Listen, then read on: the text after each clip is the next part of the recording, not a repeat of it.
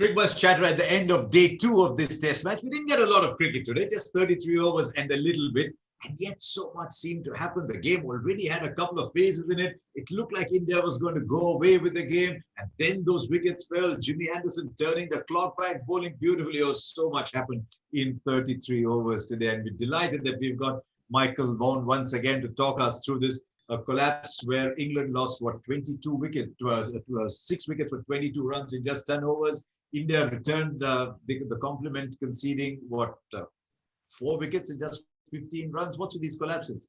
Yeah, it's a modern trend in Test match cricket. Batting lineups, no matter how much they're averaging, no matter how much of the quality, they just seem to panic a little bit. Once they lose 1 wicket, you always get a sense there might be a second, then a third. A couple of decent deliveries. You've got to be respectful of the fact that the Indian players are facing one of the greats of the game in Jimmy Anderson, Pujara, and then the King Kohli gets a decent delivery. Rohit Sharma will be very disappointed because he played beautifully. He played with great control, and that bouncer just tempted him before lunchtime. Ajinkya Rahane, that run out, that shouldn't happen. That's a panic. When the game was hot, the crowd were buzzing. Ajinkya should have known better not to try and take on that quick single, brilliant from Bairstow. But it's the nature of the modern way that the Test players play. As soon as you lose 1 wicket, you always feel there might be 2 or 3 to follow. So Harsha, a really positive start with KL Rahul and Rohit Sharma. I don't see often in the UK conditions an opening partnership of over 50. Well, they got to 97. It was brilliant batting, wasn't it? Look, I've been very fortunate to have seen both these players for a long time. And one thing I've admired about both of them is the crispness of their stroke play, their ability to play shots to what seemed like good balls to others. But KL Rahul has endured a torrid run in Test match cricket. I think he was averaging something like 20 in his previous 9 or 10 Test matches or thereabouts. So India thought that maybe that ship has sailed. And through a set of circumstances, he's come back. What India need more than anything else is a stable opening partnership. Michael knows all about that. He's been an outstanding top order player himself.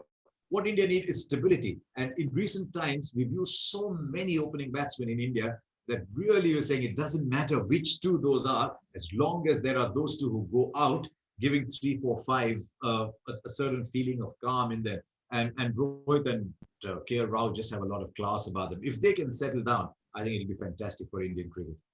It's one of the things we always look forward to is when the 2 gladiators go head to head, isn't it?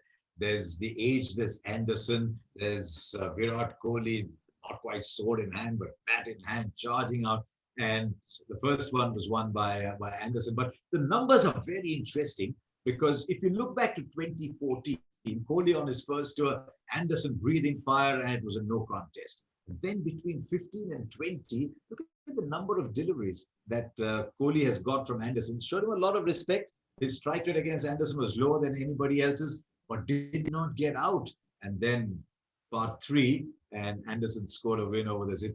It's one of the things that just makes our game so exciting, doesn't it? Yeah, I mean, and that contest is going to be fascinating over the course of the next 7 weeks. It always is when you've got greatness in the ball in hand and you've got greatness with a bat in hand. Today it was the Anderson day, that buzz of this crowd. Trent Bridge always creates a great atmosphere. And there's just that glimmer of hope that England have got themselves back into the Test match. So what's happening with 3, 4 and 5, Harsh? Since 2020, all 3 of Pujara, Virat Kohli and Rahane have all been struggling, averaging around 23 to 25. Do you see there's a real problem there? I mean, I've looked at the numbers too, Michael. I've looked at the same numbers that you have looked at. And I didn't think I would see those numbers, honestly, because there's so much pedigree around these 3. But post that landmark tour of Australia in 2018-19, we haven't really seen the best of Pujara. Back in the next tour, on the next tour of Australia, he batted the balls, he soaked in the pressure, but the big scores weren't coming. Ajinkya Rahane gets 100, and then you think, oh, wow, what a great innings that was, the Melbourne 100. Thereafter, again, there's a little inconsistency that's coming. And each of those 3 in the recent past, averaging under 30. You cannot do that. And I really do think that the time has come to ask whether the mighty reputation that these 3 have garnered. I mean, you look at 15 to 19, India had the best top 3, best 3, 4, 5 in the world, averaging in the mid-40s. And now that's suddenly dried up. So I get the feeling maybe a test, maybe 2 Test matches away before more serious questions are asked. I look at someone like Pujara at number 3. He's a wonderful player. He's been the wall and the rock of Indians Test match batting for a while, but he just looks like he's lost a bit of his tempo and his rhythm. I just wonder whether the rumours and the stories about them wanting him to score a bit quicker has affected him. He shouldn't need to do that. There's plenty of other players that can score quickly. Virat Kohli's a gem. He will get that century. I'm sure he'll get it in this series, but it's the perfect start for England and Jimmy Anderson. It's been a while since Jimmy had Virat's wicket.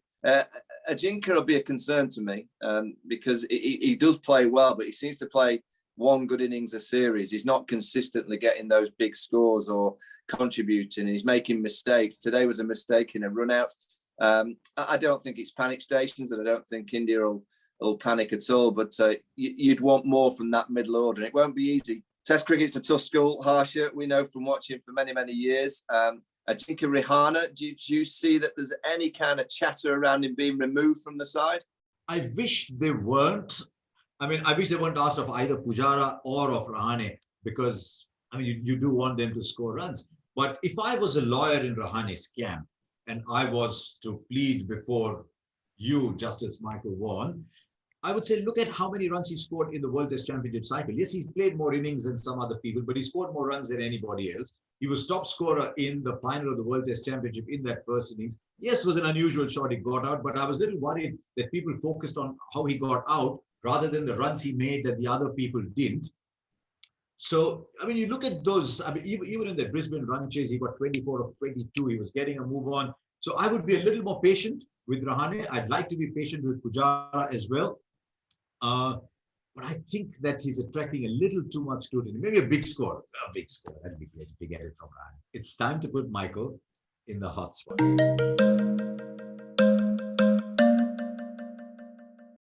You opened a lot in Test match cricket. You had a share of batting at number 3 as well. Can you explain to us what's happening with Rohit Sharma? Because I think he's so used to going and getting on with it that he's told himself, no, I need to be different. I need to consume balls. I need to play 50 balls, 60 balls, 70 balls, which he's doing. The number of balls he's playing is so good, but it's not converting from the 30s, 40s, 50s into the scores we know he's capable of and which he has delivered in home Test matches. I think he's a brilliant player. I wouldn't be too concerned. Probably the hardest element of opening the batting is getting in. So he's doing the hard yards. And I think the more that you think about it, the more that it'll become a problem for him if he's worried about those 30s and those 40s.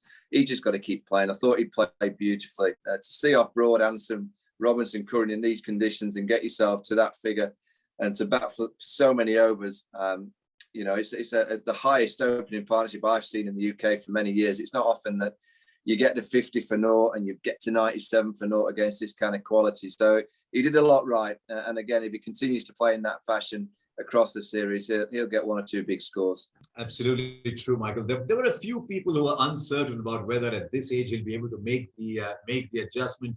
But I'm just waiting for the big one to come. But for the moment, what I'm waiting for is to go into fast forward.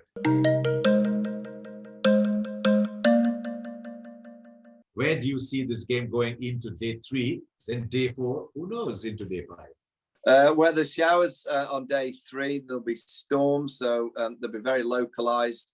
We may get 1 or 2, but I think we'll get quite a few overs as well, possibly more than we've got today. The way that both teams kind of focus now is England need the wickets, and then when they get the bat in hand, they've got about a damn sight better than they did in the first innings. India just need one partnership in this first innings, or one player to get them an individual score of 50 plus, and they'll have a well over 60 to 70 run lead, which will be quite a big lead on this kind of surface. All results still possible. England are chasing it. They've got a glimmer because of that Anderson spell and that run out in particular.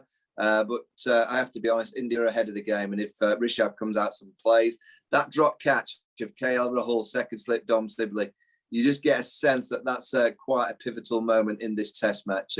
India still on top, and I expect them to go on and win the game. I can see why England loves watching Rishabh Pant. That Adil Rashid 6 from that previous tour, and more than anything else, a shot that's become part of legend, that little reverse scoop over second slip of Jimmy Anderson with a new ball. He's an audacious fellow. So let's see what lies ahead on day 3. We will, of course, be back with you at the end, like every day, with Michael Vaughan on Cricbuzz Chatter. So Thank you very much to Michael Vaughan, and hope all of you can join us in what I hope is a very good day's cricket.